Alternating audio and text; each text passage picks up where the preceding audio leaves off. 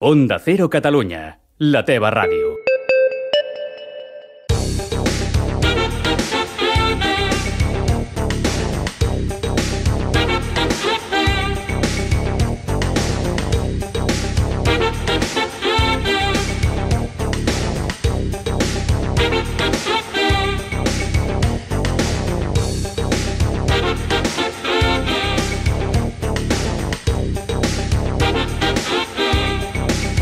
Bien, verán, vamos a hablar acto seguido de uno de los contenidos que se desprenden de los resultados del STADA Health Report, un estudio realizado por STADA a 32.000 personas en 16 países europeos sobre lo que es la visión de la población acerca del concepto salud, acerca de la salud. En esta última edición, el informe se centra en cómo los ciudadanos europeos estamos cuidando nuestra salud, adoptando medidas más preventivas y no medidas meramente reactivas.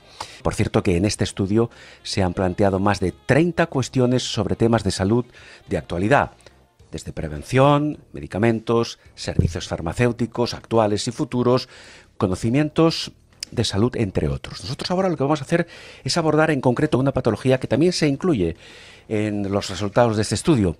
Vamos a hablar del Parkinson y vamos a hacerlo con el doctor, en un instante le saludamos, con el doctor Juan Carlos Martínez Castrillo. El doctor Juan Carlos Martínez Castrillo es jefe de la Unidad de Enfermedades Neurodegenerativas del Hospital Ramón y Cajal de Madrid.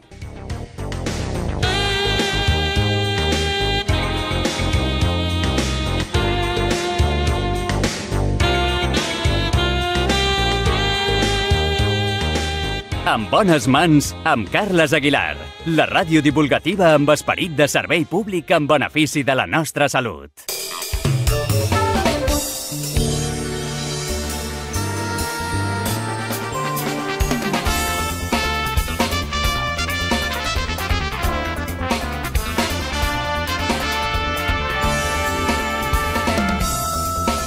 Bien, saludamos ya al doctor Martínez Castrillo. Doctor, buenos días. Hola, muy buenos días. Buenos días, doctor. Bien, el tema del Parkinson, vamos a abordar el tema del Parkinson, que como he dicho es uno de los aspectos que se incluyen en este estudio STADA Health Report. Y lo primero que le voy a pedir, por favor, doctor, es que nos defina qué es el Parkinson, de qué estamos hablando, en qué consiste esta patología neurodegenerativa. Bueno, pues el Parkinson efectivamente es una enfermedad neurodegenerativa. Es la segunda enfermedad neurodegenerativa más frecuente después de la demencia tipo Alzheimer y es una enfermedad que se caracteriza desde el punto de vista más, digamos, de conocimiento divulgativo por una serie de síntomas que son lentitud en el movimiento, que los neurólogos llamamos bradicinesia, luego temblor, es un temblor de reposo, no es el hacer cosas, sino cuando las manos están en reposo en el regazo o cuando no se hace nada, y luego rigidez, que es una rigidez de las articulaciones. Esos tres síntomas, digamos, que conforman lo que se llama parkinsonismo, sí. Y luego, además de esos síntomas motores, que son los que, digamos, son más conocidos de la enfermedad, pues se acompaña de síntomas no motores que pueden afectar prácticamente a casi todos los sistemas, digamos, del organismo, ¿no? Todos los que tienen que ver con la neurotransmisión y con digamos, todo el aspecto tanto afectivo como el aspecto de los síntomas autonómicos, por ejemplo.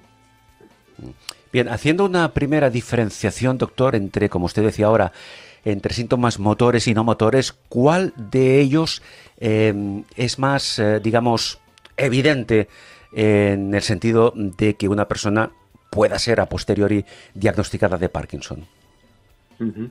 Bueno, para el Parkinson es necesario que exista esto que llamábamos el lentecimiento, ¿no? Lentitud del movimiento es necesario, sí, porque si no, no hay parkinsonismo, ¿no? Pero y digamos que seguramente es lo primero que suele darse cuenta a la gente y ocurre en la totalidad de los pacientes. Luego, lo más evidente, y desde el punto de vista visual para otras personas que no sean médicos, es el temblor, ¿no? El temblor llama siempre la atención. Ajá. Y de hecho mucha gente ve temblor y piensa en Parkinson, aunque realmente la causa más frecuente de temblor sea otra, ¿no? Que es el temblor esencial. Esos son quizás los dos síntomas que más llaman la atención tanto para los pacientes, obviamente, como para las personas que están a su alrededor. Y el síntoma, digamos, de estos motores que causa más desazón en los pacientes y pérdida de habilidades es, desde luego, el enlentecimiento, ¿no? Porque hace que todo les cueste más y que tarden casi el doble en hacer cosas, ¿no?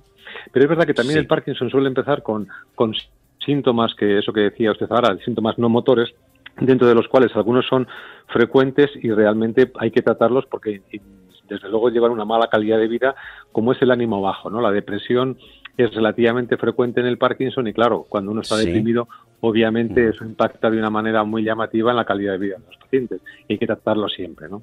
Incluso es uno de los síntomas que puede preceder a la aparición de la enfermedad de Parkinson, ¿no? Que hay una serie de ellos, como es la pérdida del olfato, como es algunos trastornos que ocurren durante el sueño, la depresión y el estreñimiento son síntomas que a veces aparecen antes de que aparezcan estos síntomas motores característicos de la enfermedad de Parkinson. Entiendo. Muchas personas, doctor Martínez Castrillo, se preguntan si la enfermedad de Parkinson como tal es o puede ser de componente genético o incluso si es hereditaria. ¿Qué hay que decirles a estas personas? Sí, esto es una pregunta muy importante a la que todavía no podemos dar una solución definitiva, ¿no? Porque efectivamente lo que podemos decir ahora es que la enfermedad de Parkinson es una enfermedad en términos generales esporádica. Menos del 5%, en algunos sitios el 10% de los pacientes o de los enfermos, digamos, pueden tener un componente claramente genético, ¿no? De que puede ser tanto autosómico dominante, es decir, que pasa de padres a hijos, como autosómico recesivo, que sería, bueno, que los dos padres deben tener un gen y al juntarse ese gen recesivo puede desarrollar la enfermedad. Esta forma recesiva seguramente es la más frecuente y sí que es más frecuente en este caso la forma genética, que cuando ocurre más en personas más mayores, de los Parkinson que ocurren por alrededor de los 40 años, ¿no?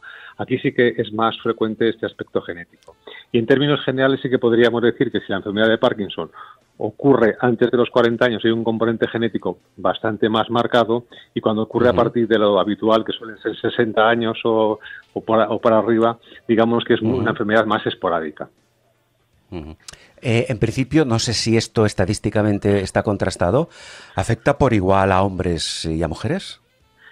Hay una pequeña incidencia mayor en hombres que en mujeres, más o menos como un 60, un 40%, en algunos 45%, 55%, y prácticamente se ha visto en todas las estadísticas. Es un poquito más frecuente en los hombres y no se sabe tampoco muy bien cuál es la causa de esto, pero es un hallazgo efectivamente consistente en todos los estudios epidemiológicos. Sí, sí, entiendo. Yo tengo entendido, doctor, que no hay dos enfermedades de Parkinson iguales. Historial, síntomas, situación vital, todos estos aspectos, pregunto, ¿hasta qué punto difieren o pueden diferir de un paciente a otro? Absolutamente. Es decir, que todas las enfermedades, bueno, ya decía Hipócrates, ¿no? Hace muchos años, diciendo que no hay enfermedades sino enfermos. En el Parkinson esto es una realidad que vemos todos los días, ¿no? Al ser una enfermedad relativamente prevalente en nuestras consultas, pues tenemos muchos pacientes con esta enfermedad, y las circunstancias de cada uno, tanto desde el punto de vista vital como cómo influye la enfermedad en el afrontamiento de la vida, es completamente diferente. Y esto sí que es cierto, y hay que hacer y ser muy cuidadosos en el sentido de hacer un traje a medida en cuanto a las necesidades de los pacientes y plantearles el tratamiento adecuado a sus circunstancias. Y por eso es tan importante que siempre los lleve un neurólogo con experiencia. Bien, otra de las preguntas básicas, doctor, es ¿cómo se llega a un diagnóstico? Este es otro de los aspectos que a veces producen cierta perplejidad en la consulta, porque cuando llegan los pacientes les examinamos y les decimos que, bueno, pensamos que tiene una enfermedad de Parkinson, y el diagnóstico hoy por hoy es un diagnóstico clínico, es decir, sumando los síntomas que decíamos antes, de la bradicinesia, el temblor y la rigidez, pues llegaríamos al diagnóstico clínico de enfermedad de Parkinson. Y probablemente no haría falta nada más. Pero es cierto que Sí. sí que se suele pedir alguna prueba más. Suele hacerse una prueba de neuroimagen, que suele ser una resonancia, y cuando Sí. hay dudas, pues a veces los neurólogos utilizan una prueba que es una prueba de medicina nuclear para ver si se puede observar en esta prueba degeneración de la vía dopaminérgica, que la dopamina es la enfermedad que, como Sí. todo el mundo sabe, el neurotransmisor que falta en el cerebro, y que en la enfermedad de Parkinson, y que mediante esta prueba se puede ver si hay ese defecto en esta prueba que es de medicina nuclear. Sí, ¿y esto puede detectarse con esta prueba de imagen? Sí, puede verse con esta prueba, pero es cierto que la prueba lo que determina es que hay una degeneración de la vía dopaminérgica. Sin embargo, hay pacientes que tienen esta degeneración de la vía dopaminérgica y no tienen ningún síntoma de Parkinson. Pero en pacientes que tienen síntomas que sugieren Parkinson, si a esto sumamos la prueba, por ejemplo, en el caso de que hubiera dudas, ¿no? Y hay dudas diagnósticas, si hay bradicinesia o no hay bradicinesia, porque a veces la exploración física pues es sutil. Con la ayuda de esta prueba pues podemos determinar que si la prueba es patológica hay una gran probabilidad de que el paciente tenga una enfermedad de Parkinson, y sin embargo si la prueba es completamente normal, digamos que descartaría de alguna manera una enfermedad de Parkinson. Bien, en todo caso entiendo que podemos asociar, en principio, doctor, la enfermedad de Parkinson con la deficiencia de dopamina en el cerebro. Correcto, eso es, sí. Sí, sí. Bien. Tenemos un diagnóstico, doctor. ¿Cuándo empieza el camino para el tratamiento? ¿En qué momento, en este caso el neurólogo, decide que hay que iniciar un tratamiento? Muy bien. Prácticamente ahora, salvo en muy contadas ocasiones en las cuales los síntomas sean extraordinariamente leves, solemos siempre poner algún tipo de medicación farmacológica. Pero lo que hacemos absolutamente siempre, y creo que esto es muy importante que los oyentes de su programa pues se queden con esta idea, no solamente igual para el Parkinson, sino para todas las enfermedades neurológicas, es fundamental el ejercicio físico y la movilidad. Yo a veces digo en broma que la televisión y el sofá son los enemigos del Parkinson, pero es que es cierto. O sea, hay que hacer ejercicio físico, hay que planificar la vida de los pacientes, darle sentido en este sentido, o sea, en este aspecto de planificar actividad física. No es necesario hacer cosas muy importantes, con caminar 1 hora al día sería más que suficiente. Tenemos que planificarlo de esa manera. Y una vez vistos estos aspectos higiénicos y dietéticos, bueno, que estamos siempre transmitiendo a los pacientes, luego habría algunas medicaciones que la elección de una u otra va a depender del grado de afectación de la enfermedad de Parkinson en el paciente. Si la enfermedad tiene una afectación más o menos importante, y para nosotros importante significa que está interfiriendo en la calidad de vida del paciente y en sus quehaceres diarios, pues empezaríamos con una medicación, mientras que si la enfermedad es más leve, pues seguramente se puede empezar con otra que es un poco diferente y con una posología más sencilla. Sí.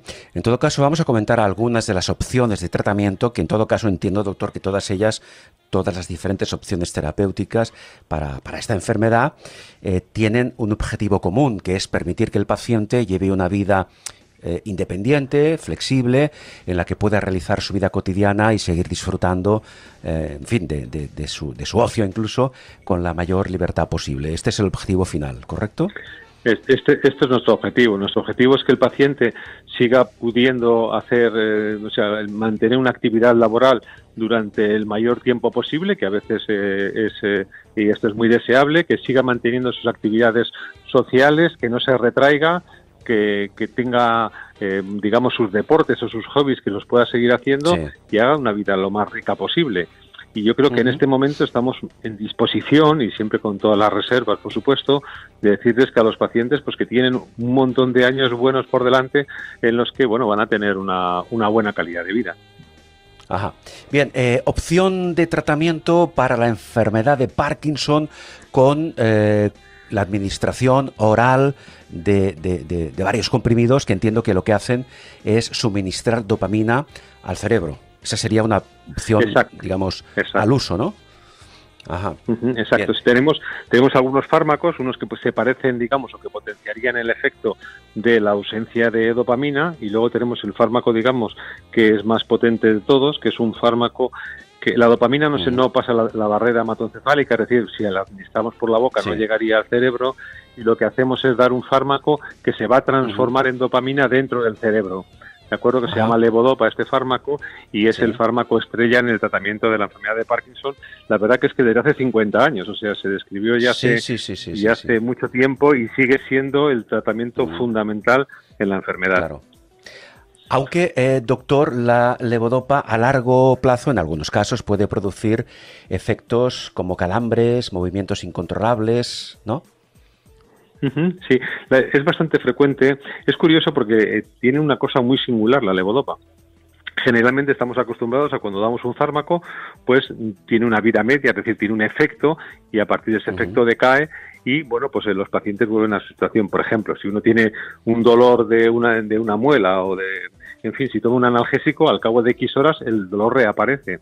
Sin embargo, con la levodopa lo que ocurre es muy curioso, porque al principio del tratamiento, durante meses, incluso en algunos pacientes años, el efecto de la levodopa se mantiene sin notar los pacientes en ningún momento que haya un decaimiento de ese efecto de la levodopa.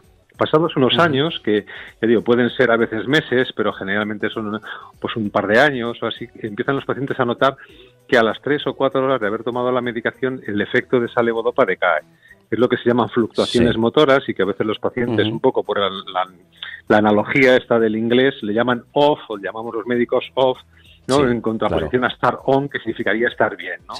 Y luego, como usted decía, a veces sucede, porque claro, diríamos, si con estas fluctuaciones decae un poco el efecto, si subimos la dosis conseguiríamos mejorarlo, y así es. Pero ¿qué sucede? Que si subimos la dosis más de un determinado umbral, en los pacientes pueden aparecer movimientos descontrolados que llamamos discinesias, y que a veces pues pueden ser bastante incómodos o molestos para los pacientes. Claro. Aunque en general hay que decir que lo que más incomoda es la pérdida de efecto, eso que llamamos fluctuaciones U-off, más que las discinesias. Sí.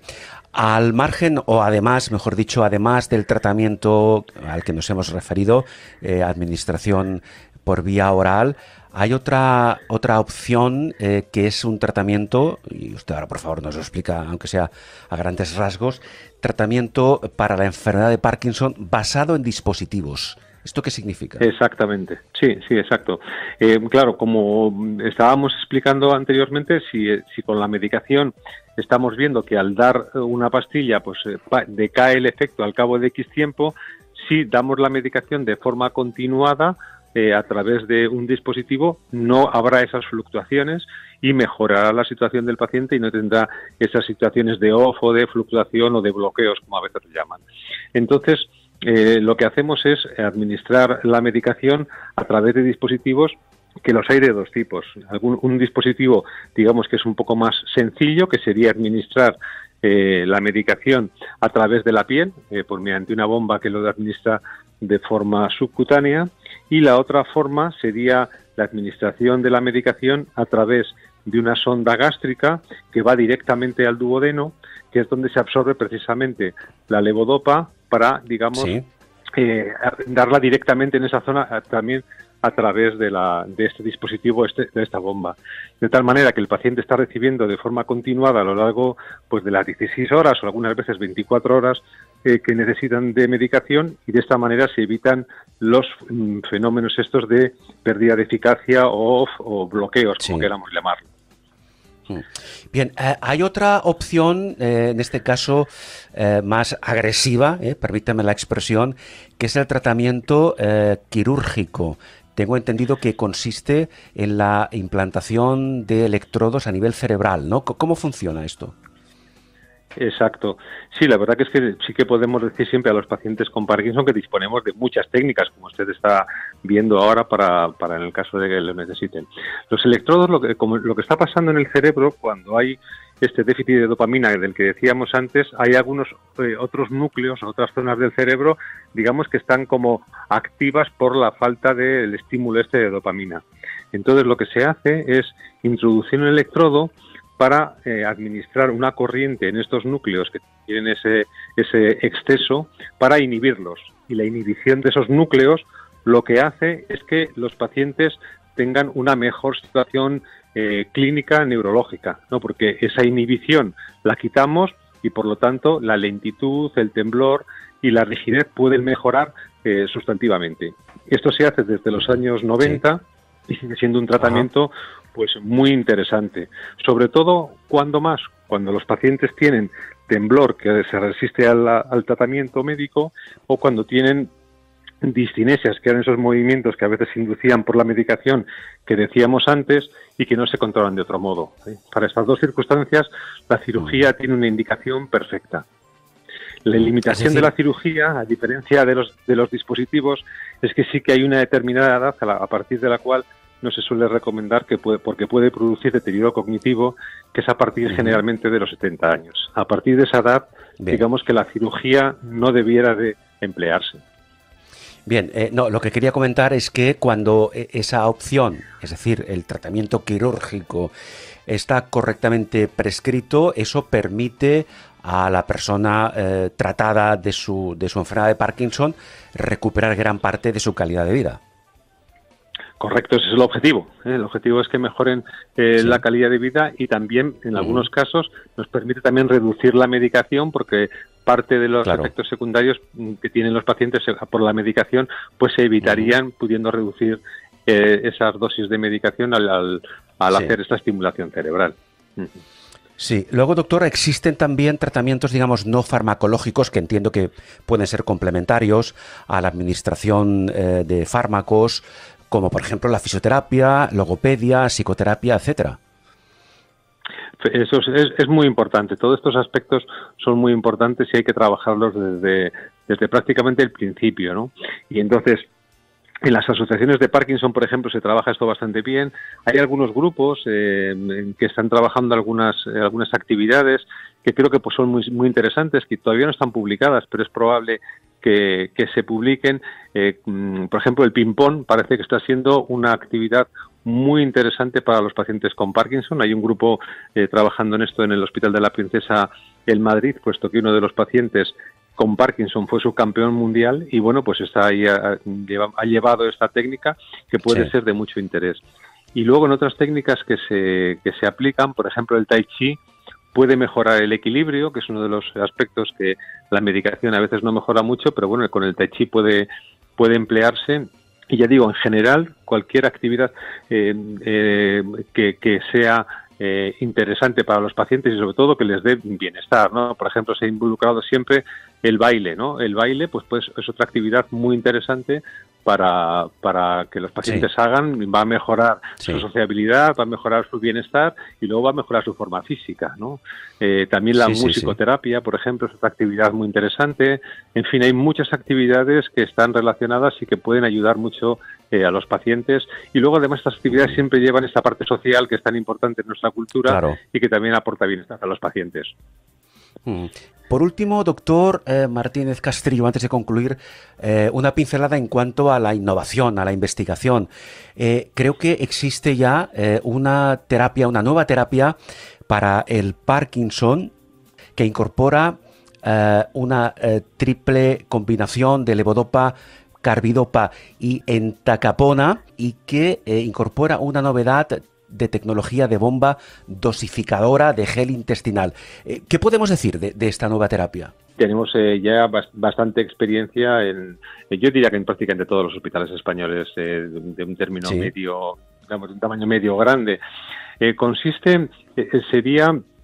Antes hablábamos de las técnicas a través de las administraciones de medicación a través de dispositivos, pues esto sería una técnica de administración con un dispositivo bastante más pequeño que otros y la medicación se administra a través de una sonda gástrica directamente al duodeno, como decíamos antes, que es donde se absorbe la levodopa. ¿Qué ventaja tiene sobre otros fármacos que solo tienen carbidopa, ¿no? Porque eso tiene tres componentes, hemos dicho levodopa, carbidopa y entacapona.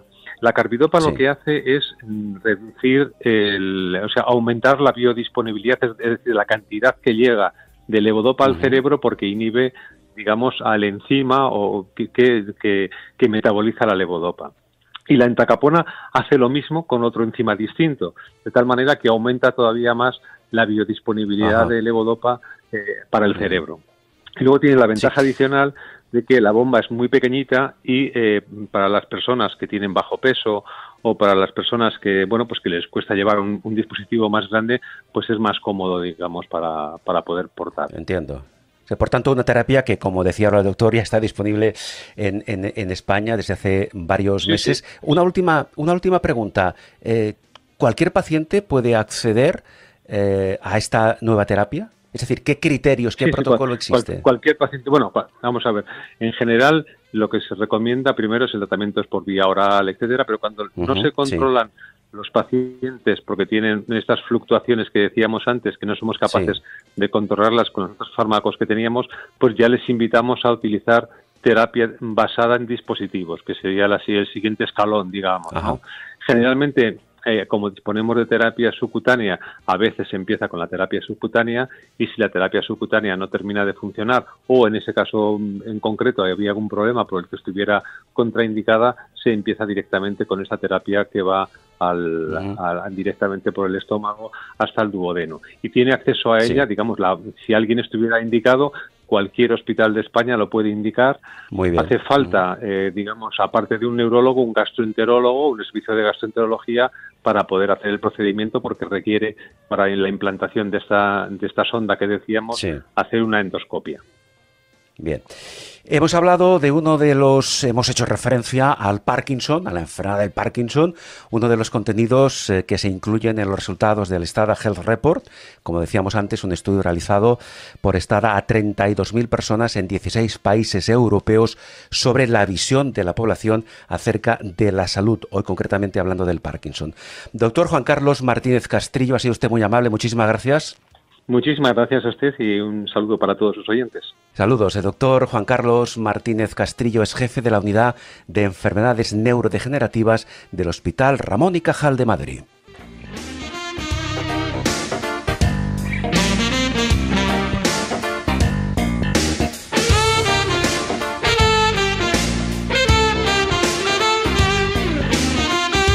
Amb bones mans, la ràdio especialitzada que marca la diferència. Onda Cero Catalunya, la ràdio que t'escolta.